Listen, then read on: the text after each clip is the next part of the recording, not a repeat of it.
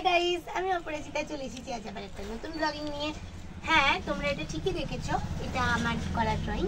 এটার কাজ এখন চলছে, এখন না প্রায় এটা হয়ে গেল 1.5 মাস ধরে এটার কাজ চলছে। অ্যাকচুয়ালি টাইমের অভাবে প্রথম থেকে যে পুরো ব্লগিংটা তোমাদেরকে দেখাবো এটা সম্ভব হয়নি।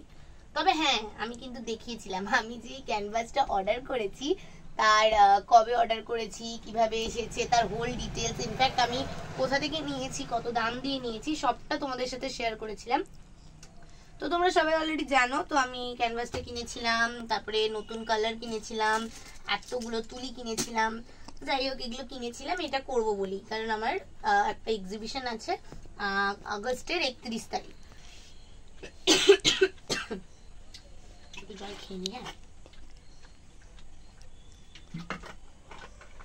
কাশি হওয়ার একটা কারণ আছে। মা কিছুক্ষণ আগে আমাকে টিফিন দিয়েছে, টিফিনে দিয়েছে চিড়ে ভাজা, শুকনো চিড়ে ভাজা, হাইজিনিক খাবার দাবার, স্বাস্থ্যকর খাবার, ঠিক আছে। এগুলো আমি খাই। বেসিক্যালি আমি এই চিড়ে ভাজাটা খেতে খুব পছন্দ করি, এই কাঠখড়ায় ভাজা চিড়ে ভাজা। যদিও কাঠকলা আমার বাবা কিন্তু ভাজেনি, আমার মা কিন্তু কড়াই ভেজেছে আর গ্যাসেই ভেজেছে, ঠিক আছে। তো চলো তোমাদের সাথে একটু শেয়ার করি কিভাবে করছি আমি ছবিটা। তোমরা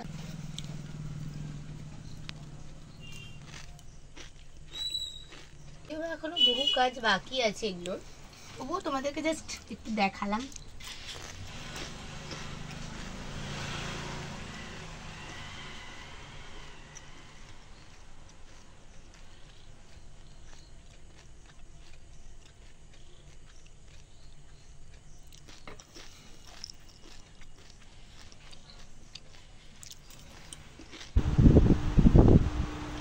চলো আমি ময়নাগুলো করে নিই এবার।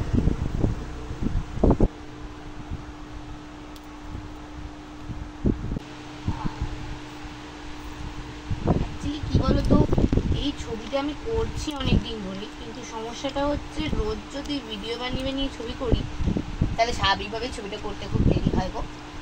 আর আমার এতটা সময়ও থাকে না। আর এমনি তো এই ছবিটা আমি বেশিরভাগ দিনই এরকম সময় করছিলাম যে সময় দাঁড়িয়ে ভিডিও করাটা সম্ভব ছিল না। আজ একটু টাইম পেলাম, তাই ভাবলাম তোমাদেরকে ছবিটা একবার দেখিয়েও নিই আর কমপ্লিটও করে নিই, কারণ আমাকে এবার ছবিটা কমপ্লিট করতেই হবে। 31 তারিখ আমাদের এক্সিবিশনটা আছে, অবভিয়াসলি তার ভিডিও তোমাদের সঙ্গে আমি শেয়ার করবো, চিন্তা নেই। 31 তারিখ এক্সিবিশন আছে, তাই ভাবলাম এত ছবিটা শেষ করেই ফেলি, কারণ একবার লাস্ট টাইম তো রাখতে হবে যেটাতে আমি ফিনিশিং করবো। পুরোটা কমপ্লিট করে একবার চেকিংয়ের পর আমাকে তো কিছু ফিনিশিং করতে হবে, সেই জন্য অ্যাকচুয়ালি এইভাবে করা।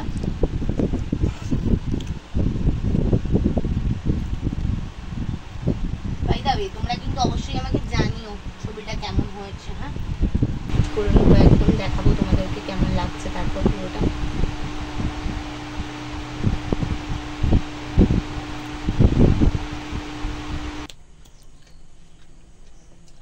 সো গাইস দেখো, আমি আস্তে আস্তে চোখের কাজগুলো শুরু করছি, কারণ সত্যি কথা বলতে না, মুখে যতক্ষণ না চোখ মুখ আঁকা হচ্ছে ততক্ষণ আমারই যেন কেমন কেমন একটা লাগছে, ছবিটা ঠিক পছন্দ হচ্ছে না।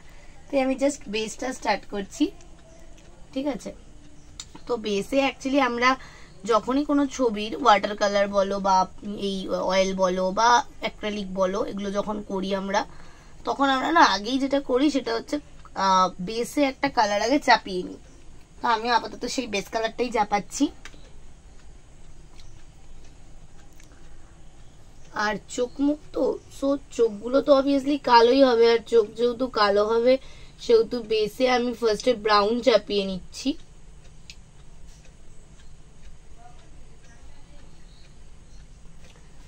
অ্যাকচুয়ালি ব্রাউন কালার ফার্স্টে চাপিয়ে নিয়ে তারপর যদি ব্ল্যাকটা চাপানো হয় তাহলে ব্ল্যাকটা অনেক বেশি মানে কি বলবো ক্রিয়েটিভ টাইপের হয়, যেন অন্যরকম দেখতে লাগে।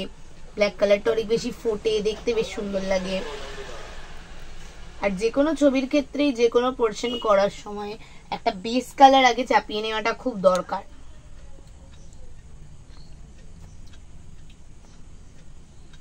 এরকম কেউ যদি থেকে থাকো আমার চ্যানেলে যে নিজেও ড্রয়িং করো বা ড্রয়িং জানো, সে হয়তো এই বিষয়গুলো জানবে।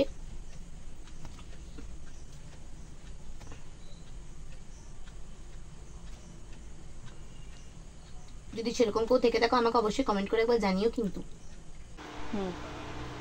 তো তো গাইস দেখো, এভাবে তোমাদের সাথে গল্প করতে কিন্তু অলরেডি আমার ছবিটা প্রায় কমপ্লিট হয়ে এসেছে। হ্যাঁ, যদিও এখনও কিছু খুঁটিনাটি কাজ বাকি আছে হয়তো ছবিটা, এটা সত্যি, তবে কিছুটা কিন্তু আমি প্রায় শেষ করে নিয়েছি। তো আর অলরেডি এখন আমি বসে আকাশটাও কমপ্লিট করে নিলাম, আকাশটাও হয়ে গেল। আর এরপর যে কাজগুলো আছে সেগুলো খুবই ছোট ছোট কিছু কাজ, সেগুলো করলেই মোটামুটি ছবিটা রেডি। অবশ্যই কমেন্ট করে তোমরা আমাকে জানাবে কিন্তু ছবিটা তোমাদের কেমন লেগেছে। আর তোমরা যদি আমার হাতে কোনো ছবি আঁকা দেখতেও চাও তাহলেও আমাকে জানাতে পারো কমেন্ট করে, আমি অবশ্যই চেষ্টা করবো সেটা আঁকার।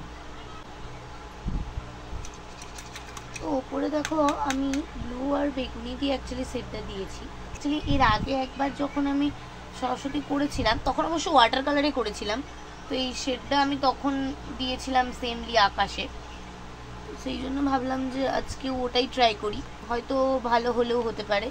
এখন দেখলাম বেশ মন্দ লাগছে না, বেশ ভালোই লাগছে আকাশটা। আরেকটু কাজ বাকি আছে আকাশে, ওটা ব্লেন্ড করাটা বাকি আছে, ব্লেন্ডিংটা হয়ে গেলে হয়তো দেখতে আর একটু ভালো লাগবে। ওপরের দিকটা দেখো আমি ব্লুটাই শুধু রেখেছি, আর নিচের দিকে হালকা করে একটু রেড ভায়োলেটটা আমি অ্যাপ্লাই করেছি। রেড ভায়োলেট মিনস যেগুলোতে যেই ভায়োলেটটা মানে যে পার্পলটাতে তোমার ক্রিমশনের ভাগটা বেশি থাকে, অর্থাৎ লালচে ভাবটা একটু বেশি থাকবে, সেক্ষেত্রে এটা দেখতে একটু বেশিই ভালো লাগে।